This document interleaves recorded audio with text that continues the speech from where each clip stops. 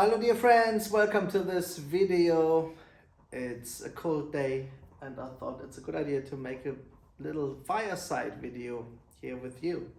And today I would like to talk about the main methods Carlos Castaneda has shown us and also how they are kind of interconnected.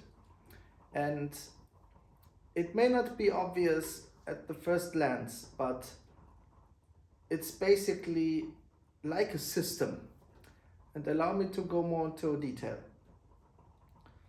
First of all, it has to be understood that we're talking about a multi-year process.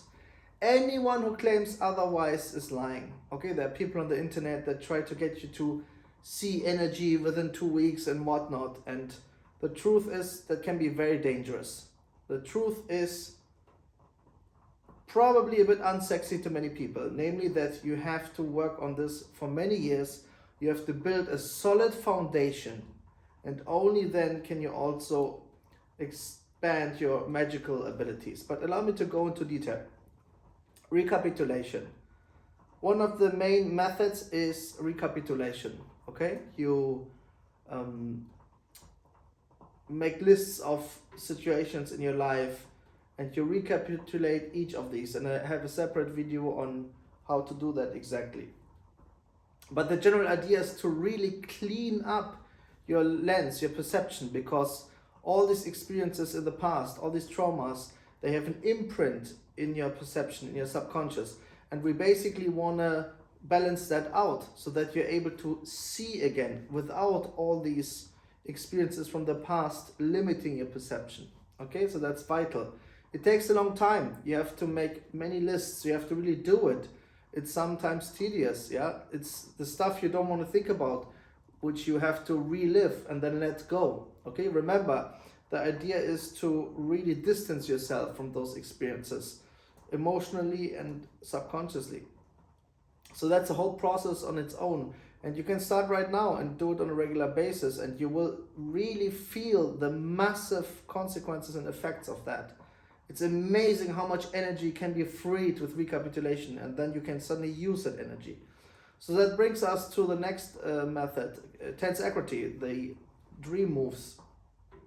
They help to kind of redistribute this energy that was freed within your energy body, okay, to actually make sure that this energy is placed in areas which normally would maybe be ignored. It's amazing. It's difficult to put it into words. You really have to do tensegrity for a while in order to understand its effects. It helps you with inner silence, but many other things, okay? It's an expression of intent as well.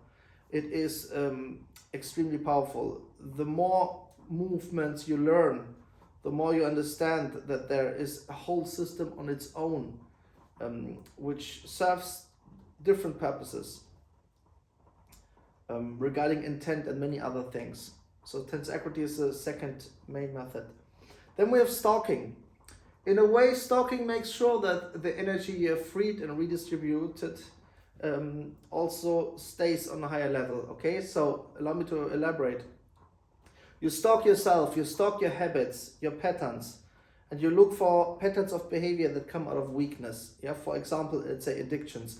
Whether it's an addiction to coffee or chocolate or alcohol, whatever that is, it's about breaking your behavioral patterns. Because think about it, if you have certain routines and you always just follow those routines, this in itself is already a limitation of perception and therefore consciousness. So the idea is to do things you normally would not do, to expose yourself to things you normally wouldn't expose yourself to break your habits. For example, let's say you're someone who never dances, then dance. If you're someone who always dances, then maybe sit and observe others dancing. You see, changing your patterns, doing something you normally wouldn't do, taking a road you normally wouldn't take, getting out of your comfort zone, and so on. So that is a whole big area on its own, and it's also a very long-term process, and you always stalk yourself and you find new things as well.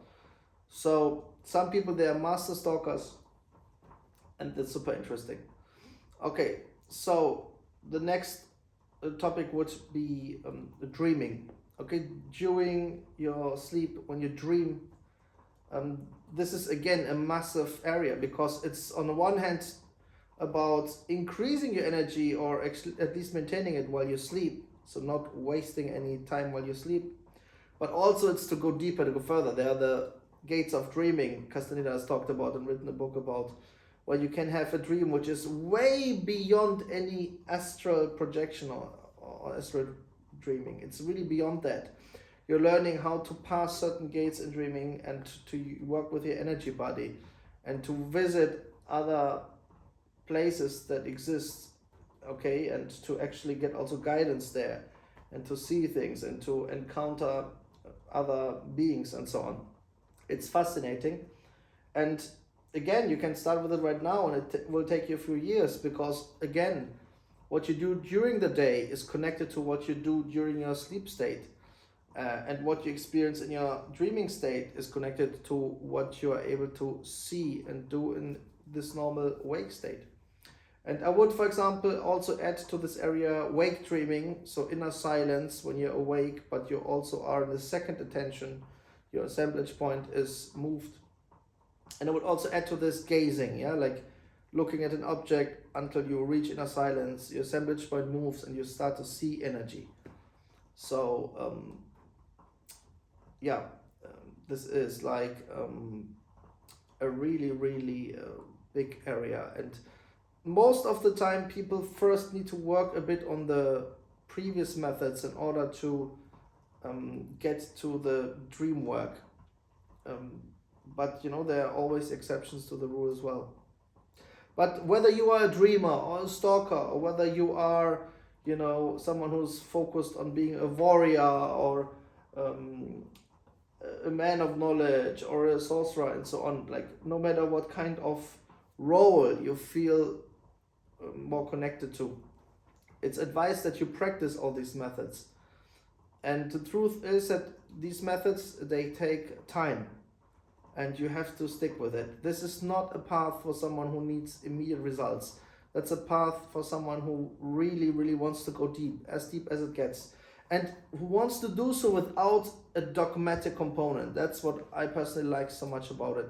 It's basically like methods which are not really connected to a culture. Of course, this originated from the South American sphere, from the Olmecs and all of that, but in a way, these things are universal. And you will find in other cultures some similar approaches as well. Yeah, like for example in Zen Buddhism or in Dzogchen Buddhism, there are techniques like wake dreaming for sure.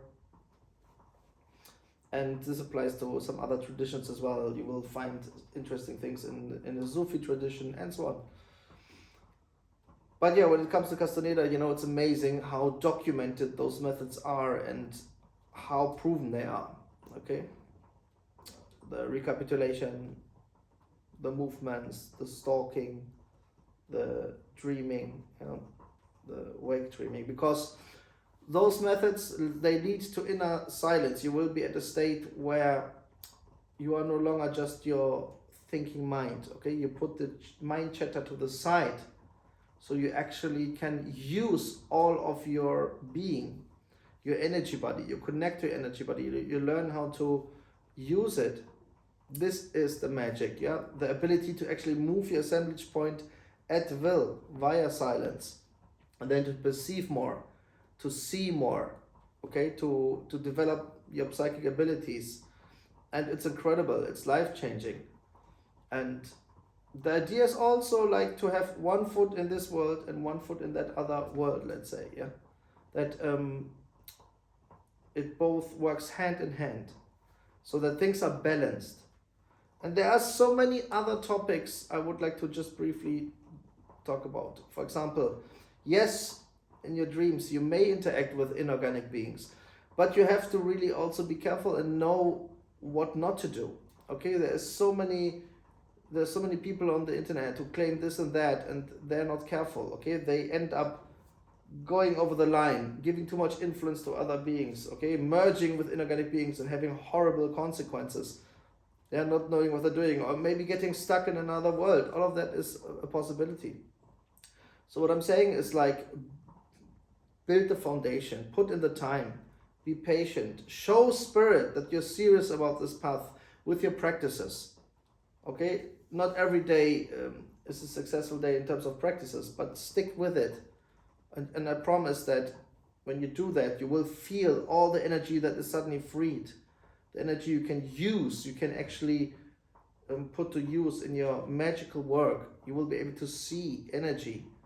You will be able to use more of your brain, more of your overall body, more of your own energy body. It's really fascinating. This is real. This is real. But the interesting part is that you need to get over this barrier. And most people, they are fully immersed in the first attention. They are just in their mind. Their mind chatter is their main existence. Therefore, they can't access their energy body at will. They can't access their psychic abilities, even though everyone has a chance. Every person has a chance to do so. But the truth is, one has to commit to that path, put in the hours, and continue the process, to not stop it. And every person is different. Some have a lot of affinity, others need to get over certain blockages. But that's really what it comes down to, yeah? Like, to make a long story short, clean the house, clean your energy body, clean your house.